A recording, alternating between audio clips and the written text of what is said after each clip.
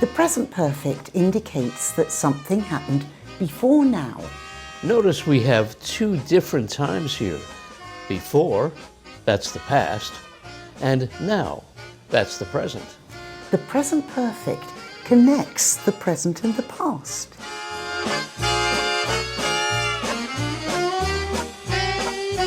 We've had a lot of requests for this video. We'll show you how to form it and when to use it. And also when not to use it. You're going to learn how it's different from the past. And we have a story for you to help you remember it. We're going to show you how to use it in action. Hey, I have a meeting with management in 5 minutes. Uh-huh. It's my performance review. Oh, yeah? Have you had yours yet? Yeah, I had mine yesterday. I want to do really well. Do you have any tips? Well, yes. What are they going to ask me? Well, the first question is always, have you achieved your goals this year? Oh, great. I think I have. I've done really well this year. We form the present perfect with the verb have and the past participle of the main verb. So the main verb here is achieve, and have is an auxiliary or help verb. It helps us form the sentence. Achieve is regular, but notice what happens if we have an irregular verb. Do, did, done. We use the third part of the verb. So if the main verb is have, we say have had. We form questions by changing the word order. So, I have achieved my goals becomes, have you achieved your goals? To form negatives, add not. And to form short answers, use have. When we're speaking, we don't normally stress have because it's not the main verb. So we generally contract it and we say I've, you've, he's, she's, and so on. Perhaps your language has a tense with have and the past participle too. If so, you might be thinking, oh, this looks the same. Don't be fooled. The way we use the present perfect in English is different. Yes, so let's see how it works. How long have you worked here, Jay? Oh, for a year. I love it. And have you ever had a performance review before? No, never. Excellent. You're going to be great. So, what were your goals this year? Well, one was to arrive on time and be punctual. And have you ever been late? No, only when the traffic was bad and when I lost my car keys. And when you overslept.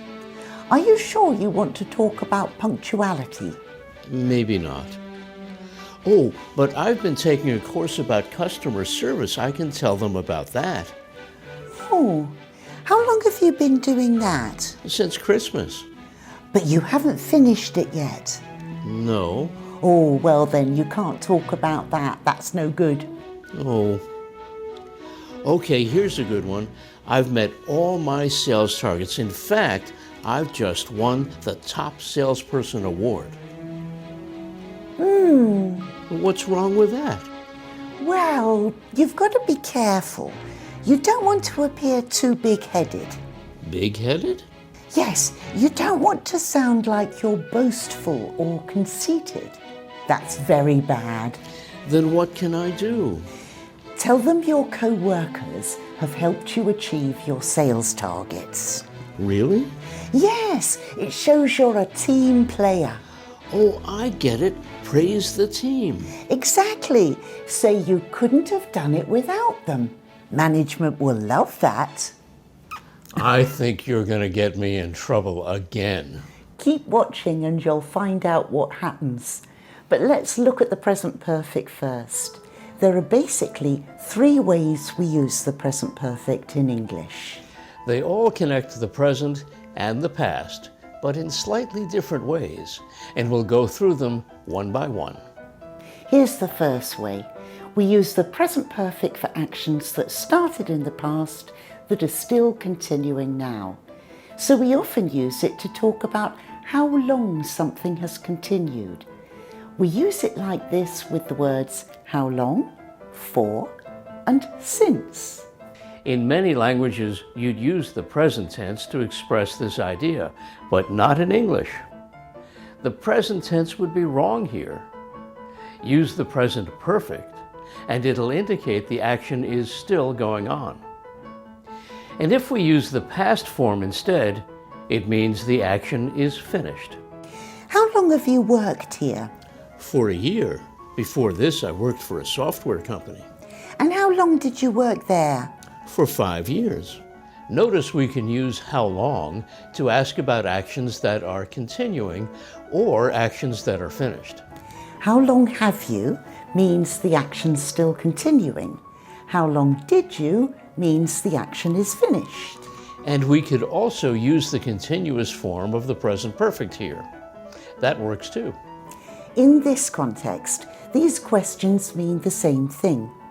In other contexts, there's sometimes a difference, and we'll make another video about that. So subscribe to our channel so you don't miss it. Okay, let's look at the second use now. It's different to the first, and it's very common. We use the present perfect to talk about our experiences, so things that did or didn't happen to us. We're not talking about actions that are still continuing here. They're finished actions that happened in the past. But we use the present perfect because we can still feel the effects of these actions in the present. Notice the time these things happened is vague. We just mean at some time in the past. If I ask you, have you ever had a performance review? I mean at some time in your life, but it's not important when. The time is indefinite. You can use the adverbs ever, never, or before here. They all work. Or you can use no adverb. That works too. It's up to you.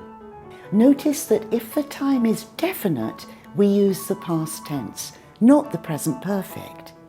So what often happens is we use the present perfect to introduce a topic, and then we switch to the past when we start talking about a specific time. Okay, so that was the second use. Let's see the third one now. Okay, it's similar to the second one. You'll see an example in the story. And then the next question you'll get is, what are your goals for the future? Well, that's exciting.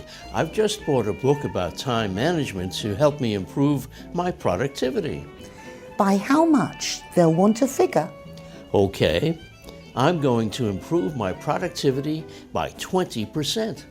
Ooh. That's not good?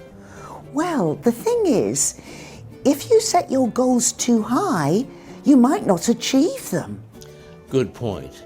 Then 10% perhaps? You've got to be realistic. 5%? This office is so busy. Perhaps you should say you'll maintain your productivity. Keep it at the same level. Do you think you can maintain it? Sure. Well, that's great. Okay, the final thing they'll ask you is for feedback about your managers. Oh, well, everyone's been very nice to me, and Kathy's very supportive. What's wrong? Well, they want to know the truth so they can improve. But that is the truth. Yeah, but they want you to think of things they've done wrong. I can't think of anything. Oh, that's a problem. No creativity. Oh, I see. Creativity is important. Should I make things up? Has Kathy ever done something you didn't like? Well, once I wanted to fly business class, but she said it was too expensive. Well, tell them about that and say you're upset about it. But I'm not upset.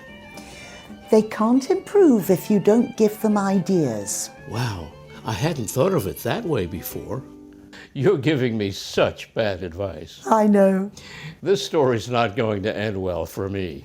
We'll look at the end in a minute, but first, Let's look at the last way we use the present perfect. Here's the final use for the present perfect. We use it to talk about past actions that have results in the present. So these are finished actions again, but we use the present perfect because they're important now. It could be because the results of the action are important, or it could be because it's news. In this use, the actions generally happened pretty recently, so not a long time ago, more recently. Here are the adverbs that you'll sometimes hear with this use. Just, yet, and already. And notice that the time is indefinite again.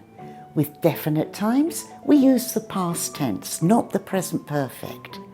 So again, what often happens is we use the present perfect to introduce a topic, and then we switch to the past when we start talking about a specific event.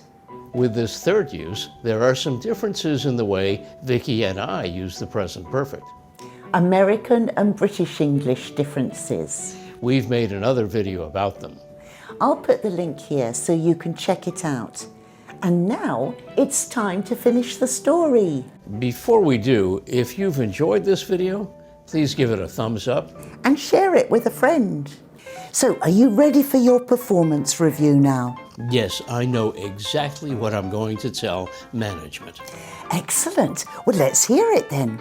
I'm going to tell them that I haven't achieved any of my goals this year, that the only reason I've gotten anything done is because of my coworkers, that I'm not going to improve my productivity, and that I'm very upset because I can't fly business class.